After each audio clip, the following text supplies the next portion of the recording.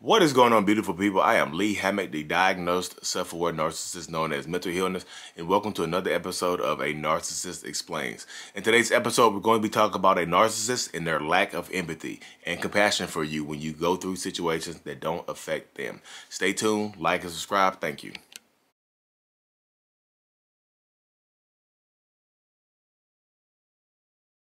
Hey, can you oh my God. What? Oh my God. What's wrong with you?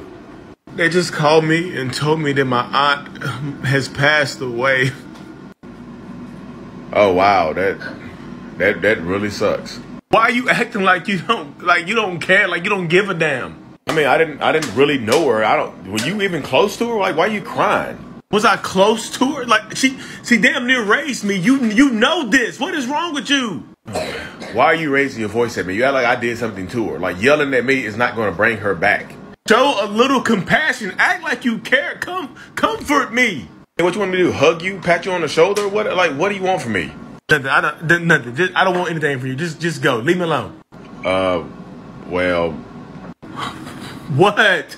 You like move your car out the way? I was going to the bar with a couple of friends. You move it. I prefer if you did.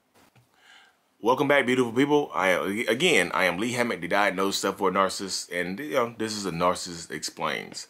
So, as you see in that skit right there, the lack of empathy, the lack of compassion, the lack of caring about things like that. So again, y'all, I bring a little humor. I try to add a little humor to situations to add levity to it, while also being able to convey a concise message. That sometimes, a lot of times, when you're dealing with a narcissistic person, they don't care about what you're going through. They don't care about how you feel. They don't want to coddle you. They don't want to comfort you. They just care about them and how you feeling affects them. So in that situation right there, you see the skit. The narcissistic person walks in, and you're crying. The other person is crying. They don't console them. They're like, "What's going on with you?" Blah blah blah. Boo boo boo beep beep beep. What do you expect me to do? Like, you think me patting you? We pat you on the back or something like that, like hugging you. A hug is gonna bring them back. Like, they're gone. Like, get over it. It was their time. They were old. Everybody has to die someday. Why are you so upset about this? You didn't know them. You see how that works right there. You see the emotional disconnect or the lack of empathy. I know a lot of times yes, y'all. Lack of empathy is a trait of one of the traits of narcissists. It is, but it's not the absence of empathy. It's the lack. There's a difference between lack and absence or none. Narcissists have some narcissists have more empathy than other narcissistic people. I don't think a lot of people don't realize there's 9 traits of narcissistic personality disorder, and apparently you only need 5 to be diagnosed.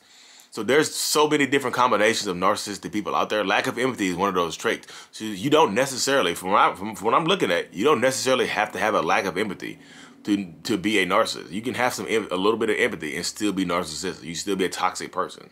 Definitely. That's why it would explain why some narcissistic people care a little bit more than others. I think there's 45 different combinations of the traits that can make you a narcissist. So some narcissists might be completely different from other narcissistic people. But like we're talking about the ones with the lack of empathy. Lack. There's a difference between lack and none.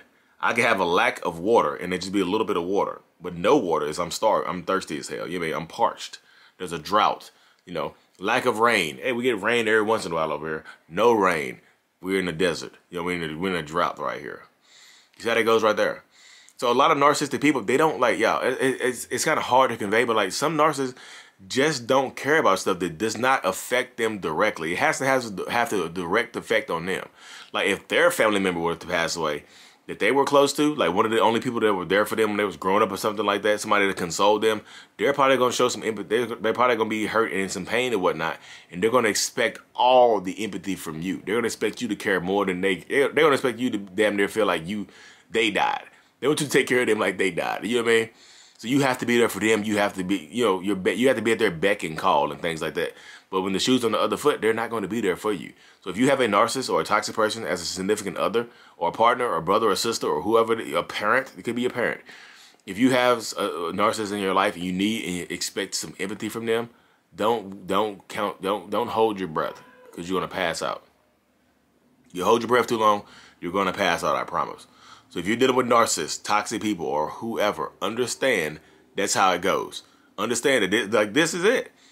they're not going to care. Like somebody passes away, they're not going to care unless it affects you.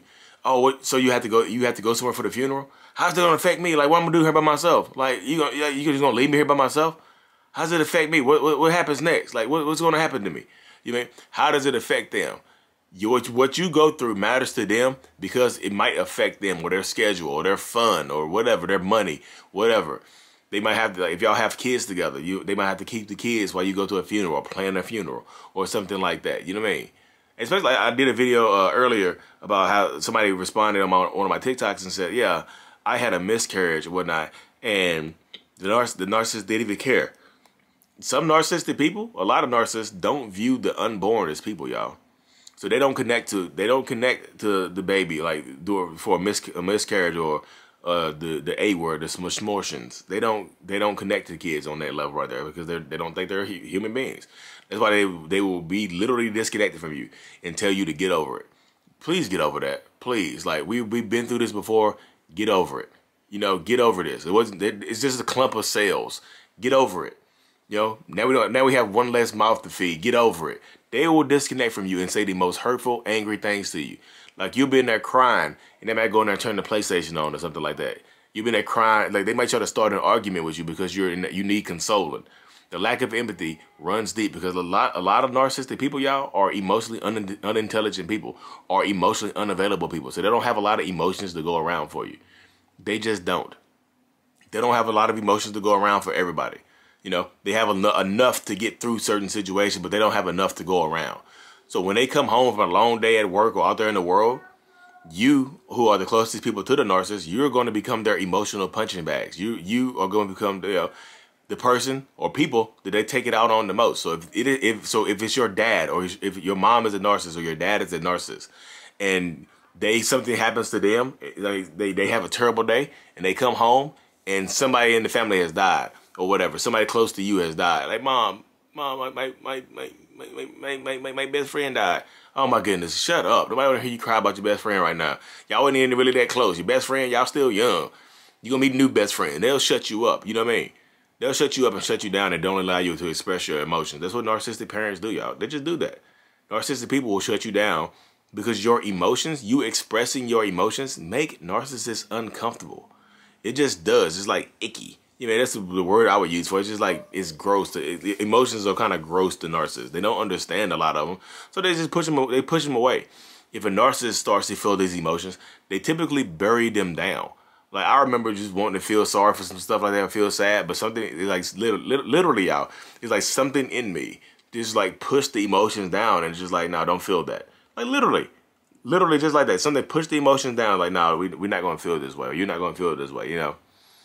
I know a lot of people have an inner monologue. I have an inner dialogue. Like, that's why I say we sometimes. I be talking to myself and saying we. It's like somebody else is inside me sometimes. So, not to scare y'all, but it's something. It's like it is like sometimes, you know, there's another voice in there talking to me, telling me what to do. Sometimes I know what y'all gonna say too. I set you up, didn't I? Set you up. It's Lee. Got you. We waiting on you. That's the damn Jezebel spirit. It inhabits you. It's time for an exorcism. Lee. Hey, Lee, shoot me the address. I'm coming with the Bibles and the holy water. Look, go ahead and strap yourself down to a table. We come. We're going to get it out of you, Lee. We love you. We're going to take care of you. The world, you're a favorite self for a narcissist. We got you. No, y'all, I promise I'm okay.